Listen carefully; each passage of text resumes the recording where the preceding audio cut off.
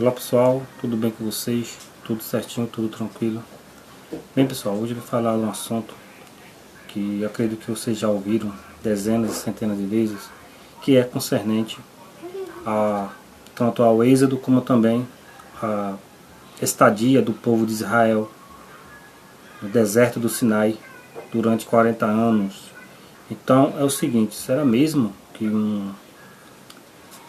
uma grande quantidade de pessoas, o texto bíblico diz que eram mais de 600 mil pessoas, além de mulheres e crianças e idosos, né? Sem falar nos rapazes, né? De 20 anos para cima. Então era multidão, era muita gente. Em alguns outros números mais elevados, alguns vão dizer que eram mais de 1 milhão, alguns ultrapassam de 1,5 milhão a 2 milhões de pessoas que saíram do Egito e foram para o deserto do Sinai. Ali eles tiveram contato com a sua divindade, o Deus Yahvé, e deram ali, né, os seus mandamentos, suas mitzvot, e ali passaram a conviver no deserto durante 40 anos, diz o texto bíblico, que eles andaram em círculo durante todo esse período. O próprio texto bíblico diz que as suas roupas não se envelheceram e nem seus sapatos, as suas sandálias, se estragaram. Então perceba que realmente é uma grande, além de ser uma grande quantidade de pessoas, é uma história, né, bastante ficcional, bastante fictícia, porque humanamente falando isso é impossível.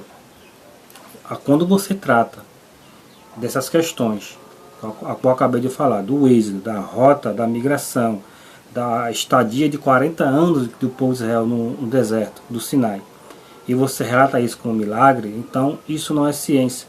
Quando você parte do pressuposto de dizer que isso foi obra divina, que foi Deus que não permitiu que suas roupas não se envelheceram e deram água da rocha, né, todo aquele simbolismo, né, que Moisés bateu no cajado com a rocha, tal, toda aquela passagem que você já conhece, como também numa coluna de dia numa coluna de nuvem durante o dia e numa coluna de fogo à noite para que os guiasse e tal, codorna, maná, enfim, todo esse processo da migração do povo de Israel no deserto do Sinai durante os 40 anos. Tudo isso é ficção. Não se pode confirmar historicamente.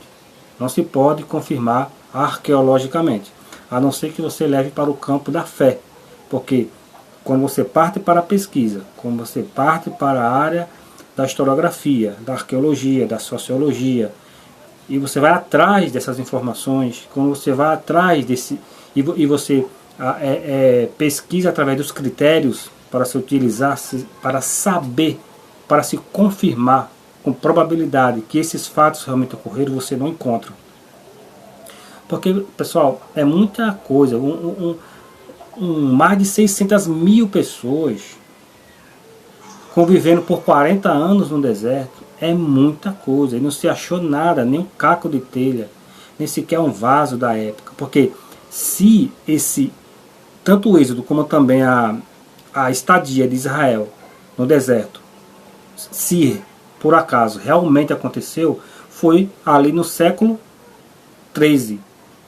Século 13 a século 12, antes da Era Comum, ou antes de Cristo.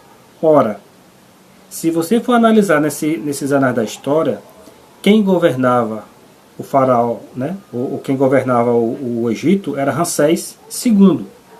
Então, toda a estrutura das fronteiras do Egito e toda a estrutura da rota, que era conhecida como via de Horus, era uma rota egípcia, porque quem controlava essa região, isso é confirmado pela arqueologia, até as cartas de Amarna fala isso, que era esse território, tanto cananeu, como também toda a região ali do Sinai, e as suas rotas, as suas vias, que ligavam o norte e o sul do Egito, como também do norte e sul, leste a oeste de Canaã, quem governava, quem era o senhor do mundo nesse contexto histórico, século 13 a século 12, era o Egito. Isso é confirmado pela arqueologia, pelas cartas de Amarna e por fontes extras bíblicas independentes. Ora, será que Ramsés e os seus soldados, em cada guarnição, em cada alfândega que existia nas fronteiras não viam ou não viram esses israelitas, entre aspas, fugindo, migrando, né? Rodando pelo deserto? Será que não viram ele ultrapassar suas fronteiras? Porque o texto bíblico diz que o Egito, né, os soldados egípcios, até o próprio faraó, foram atrás deles e se afogaram no Mar Vermelho. Então exige toda essa complexidade ficcional que não bate historicamente. E eu gostaria de aqui ainda trazer um dado histórico de um dos pesquisadores da atualidade, muito renomado, eu acredito que você já conhece, eu até já fiz vídeo dele aqui do seu livro, da sua obra, o Israel Finkelstein, no seu magnífico livro A Bíblia Desenterrada. Tá bom? Eu vou ler aqui alguns trechos da sua obra e no final eu dou aqui uma conclusão, né, uma pequena síntese para que vocês tenham mais ou menos o que de fato pode ter ocorrido ali no final do século XIII e século XII. Tá bom? Então está aqui a obra do Israel Finkelstein, A Bíblia Desenterrada, para vocês. Eu vou ler aqui a página 69 e vou ler aqui alguns trechos para vocês, tá bom? Que diz o seguinte: portanto, a fronteira entre Canaã e Egito era rigorosamente controlada. Se uma grande massa de israelitas em fuga tivesse passado pelas fortificações, fronteiras do regime faraônico, deveria haver um registro.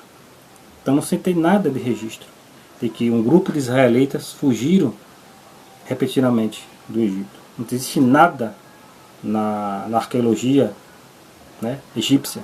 E olha que os egípcios eles sempre foram criteriosos em guardar dados históricos, né, em gravar em pedras, em sarcófagos, nas paredes, né, em papiro e etc. as suas histórias, dos seus reis, dos seus feitos grandes, dos seus feitos magníficos e das suas batalhas. Ora, uma grande fuga de israelita, em grande massa, como diz a narrativa, que ficou nos anais da história e não se tem nada na egiptologia egípcia, é estranho, né? Vocês não acham? Pois bem, dando aqui continuidade à leitura do livro do Israel Finkelstein, ele fala o seguinte: contudo, nas abundantes fontes egípcias que descrevem o período do Novo Império, de modo geral, e o século XIII em particular, não há referência aos israelitas, nem mesmo uma simples alusão. Temos conhecimento de grupos nômades de Edom, que ingressaram no Egito vindos do deserto. A estela de Menerpta se refere a Israel como um grupo de pessoas que já viviam em Canaã. Porém, não temos alusão nenhuma palavra sobre antigos israelitas no Egito, nem em inscrições monumentais em paredes de templos, nem em inscrições funerárias em papiros. Israel está ausente como um possível inimigo do Egito. Ora, Israel está invisível como um possível inimigo do Egito. Entende? Então, como nação amiga, ou como como nação escravizada. Então, Israel está tanto invisível de ter sido um povo inimigo do Egito, tanto de um lado inimigo como também amiga. Então é inexistente, não existe, é invisível. Não existe nenhum dado histórico nem arqueológico. Simplesmente não há achados no Egito que possam ser diretamente associados com a noção de um grupo étnico estrangeiro distinto, contraposto à concentração de trabalhadores migrantes de muitos lugares, vivendo em uma área distinta do delta oriental, como indicado pelo relato bíblico sobre os filhos de Israel vivendo juntos na terra de Gezer. Aí ele dá aqui a referência de Gênesis, capítulo 47, versículo 27, a qual o texto bíblico faz referência de que os filhos de Israel estavam vivendo na terra de Gezer, no Egito. Então não há nenhuma possibilidade arqueológica e histórica de que eles estavam lá. Não existe nada no Egito para se confirmar. E os arqueólogos escavaram aquela região e não se encontrou nada. Há algo mais. A fuga de mais do que um minúsculo grupo do controle egípcio na época de Ramsés II parece altamente improvável, tanto quanto atravessar o deserto e entrar em Canaã. No século XIII, antes da Era Comum, ou antes de Cristo, o Egito estava no seu auge de sua autoridade. O poder dominante no mundo, ou seja, o Egito era o poder dominante no mundo, ou seja, o Egito ele era o senhor que mandava toda aquela região ali do Levante. Isso século XIII, a século XII, antes da Era Comum. Isso as cartas de Amarna, arqueologicamente, fala isso, como também fontes independentes, a qual eu acabei de falar para vocês. O Egito dominava Canaã como um firme. Baluartes egípcios foram construídos em vários lugares do país e funcionários egípcios administravam os negócios da região. As cartas de Tel Amarna, datadas de um século antes, ou seja, século XIV antes da Era Comum, nos contam que uma unidade de 50 soldados egípcios era suficiente para acalmar agitações em Canaã. E durante todo o período do Novo Império, grandes exércitos egípcios marcharam através de Canaã até o norte e chegaram até o Eufrates, na Síria. Por essa razão, a estrada principal por terra que ia do delta pela costa norte do Sinai até Gaza e depois seguia para a região central de Canaã, era da máxima importância para o regime faraônico.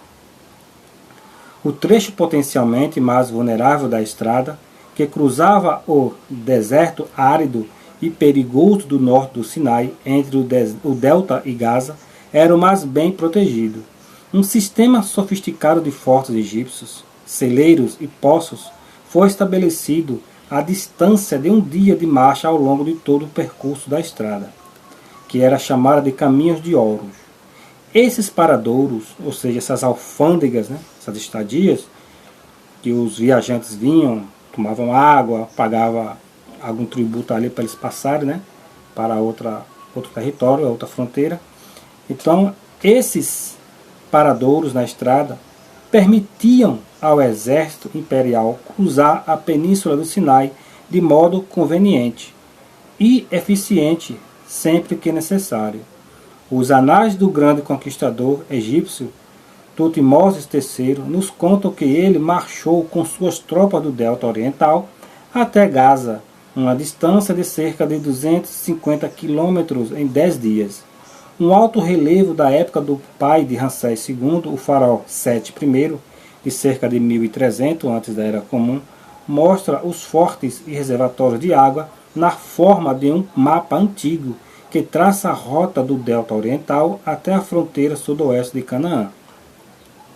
Os restos desses fortes foram descobertos no curso de investigações arqueológicas no norte do Sinai por Eliezer Oren, da Universidade Ben Gurion, da década de 1970. Oren descobriu que cada um desses paradouros de estrada, correspondendo aproximadamente aos sítios designados no antigo alto relevo egípcio, compreendiam 3 elementos: uma fortificação feita de tijolos na típica arquitetura militar egípcia, instalações para armazenamento de provisões e um reservatório de água. Quando se descarta a possibilidade de milagres divinamente inspirados, é difícil de aceitar a ideia da fuga de um grande grupo de escravos do Egito, passando pelas fortificações da fronteira fortemente guarnecidas, e indo para o deserto e depois para Canaã, na época dessa formidável presença egípcia. Qualquer grupo que escapasse do Egito contra a vontade do faraó teria sido facilmente rastreado não só pelo exército egípcio, saindo ao seu encalço a partir do delta, mas também pelos soldados egípcios estacionados nos fortes no norte do Sinai e em Canaã. Tá bom, pessoal? Então perceba que qualquer fuga de algum grupo israelita tivesse saído do Egito e fosse para Canaã, e antes de entrar em Canaã eles tivessem peregrinado 40 anos no deserto, isso era impossível. Primeiro, um exemplo aqui, abrindo parênteses, eles iriam encontrar tanta comida para os animais, porque diz o texto lá em Êxodo, o texto bíblico, que eles fugiram com animais, crianças e idosos. Aonde ele iria encontrar água suficiente para dar de beber aos animais? Aonde eles iriam encontrar tanto capim verde? Porque o deserto é deserto, pessoal. O deserto do Sinai ele é muito árido. Então, se você fizer uma rápida pesquisa aí no Google, né, se você digitar aí deserto do Sinai, você vai perceber que é uma área muito rochosa. Você não encontra uma grama verde. Você anda quilômetros e quilômetros só areia e pedra. É um lugar muito inóspito, né, para que 600 mil pessoas, e algum coloca mais de 1 milhão, para conviver e viver durante 40 anos no deserto. Então, pessoal, quando se trata de pesquisa, arqueologia, sociologia e historiografia, você não encontra dados convincentes, você não encontra nenhuma pesquisa séria que seja baseada na ciência, que se comprove esse dado, tanto do êxodo como também dessa estadia de Israel vivendo por 40 anos no deserto do Sinai. Tá bom? Então, essa foi uma pequena síntese para que vocês depois aí pesquisem. Vou deixar aqui abaixo algumas referências, né, para vocês, tá bom?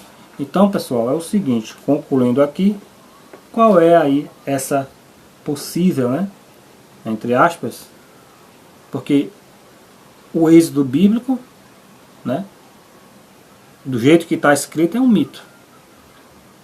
O que nós temos é uma tradição, né, que grupos nômades, pela pesquisa arqueologia confirma isso, a historiografia, um grupo chamado de Ixos, que na sua origem eram semitas cananeus, eles foram migrando aos poucos para o Egito, e lá nós fundaram uma cidade chamada Avares. E diz a história que no delta do Nilo, aí nessa cidade, que os próprios Ixos, que eram cananeus na sua origem também, semitas, fundaram essa cidade, formaram o grande império. Isso o historiador Maneto fala isso. E eles queriam tomar, como estava bem estabelecido no Egito, o poder do Egito. Se levantou um faraó e expulsou os Ixos até a fronteira da Síria. Isso é comprovado por fontes históricas e arqueológicas independentes. Tá bom, pessoal? E diz o historiador Maneto que foram os Ixos que fundaram Jerusalém e formaram ali um templo, né? Possivelmente os Brahmitas, que também eram cananeus, já viviam na região, eram grupos, né, tribais, nômades, né, e seminômades, que viviam ali no interstício de Canaã. Eles estavam ali há muito tempo, desde o seu início, não tinham uma etnia específica, porque o nome cananeu eles não conheciam na época. Isso é um nome que vai ser derivado para toda a região tempos depois, né, séculos depois, pelos pesquisadores. Mas ali viviam o quê? Grupos tribais, que tinham suas tradições ali dos seus antepassados, como os recabitas, assim como os moabitas, assim como os israelitas, assim como o próprio Ixos, né? Mas todos eles eram cananeus, né, em termos de conviver ali na própria região. Mas eram grupos tribais que tinham sua tradição, a sua forma, né, falando de convivência, porque a religião era a mesma, né? Isso é óbvio. Eles eram politeístas, adoravam vários deuses, o deus principal era El, e assim sucessivamente. Tá bom, pessoal? Então o que é que acontece? Esses Ixos, quando foram expulsos pelo faraó egípcio, eles fundaram ali, diz o historiador Maneto, né, fundaram Jerusalém, e isso pode, com certeza, é uma hipótese muito paralela, até o Wittgenstein fala isso, de que pode ter havido essa tradição, dessa expulsão do faraó, expulsaram os Ixos à força. Isso pode ter ficado, com certeza, no imaginário coletivo, como eu já falei, até aqui no vídeo sobre isso, de toda Canaã. Tá? Então perceba que não foi uma saída do Egito. Os israelitas não saíram do Egito. Né? Então perceba que não foi uma saída. Foram expulsos os Ixos, e que essa expulsão dos Ixos pode ter influenciado na tradição do êxodo. É uma hipótese muito plausível e que até o Wittgenstein faz paralelo junto com o historiador Maneto. E outra hipótese também muito boa, junto com a expulsão dos Ixos, é também a saída repentina do século XIII, quando o Egito estava no auge, final do século XIII a século XII, é a saída repentina dos egípcios de Canaã. Ou seja, os egípcios saíram, né, de Canaã, tiraram as suas tropas, os seus soldados, as suas guarnições de uma hora para outra. Tanto é que o Egito estava totalmente dominando a região de Canaã. Os egípcios estavam totalmente, né, controlando, tomando ali seus tributos. Os cananeus eram vassalos dos egípcios. Então, como eles oprimiam toda a região das cidades-estado e o povo que viveu em Canaã, os egípcios, de uma hora para outra eles se saíram, houve um recuo do povo, né, da nação egípcia de Canaã. Foi uma saída repentina da opressão do povo da nação egípcia de Canaã. Então, essa saída repentina da opressão egípcia de Canaã, né, também pode ter havido aí, né, e pode ter influenciado na tradição da opressão egípcia entre os cananeus. Como os israelitas, na sua origem, também é cananeu, como o Israel Finkelstein fala isso no seu livro A Bíblia Desenterrada, então, na origem, tanto os Ixos e os israelitas, os bramitas eram cananeus, e depois é que vão criar uma etnia como Israel ao norte. Os Ixos também podem ter ficado junto com grupos do próprio Israel, que vai ser firmado mais no século X, né? Enfim, pessoal, então, como se diz que esses grupos, na sua origem, ali no interstício do povo chamado no território bíblico, eles eram, na sua origem, todos eles eram cananeus, tanto Israel Norte como os Ixos eram cananeus na sua origem, os bramitas também eram cananeus. Então, uma tradição pode ter influenciado a outra.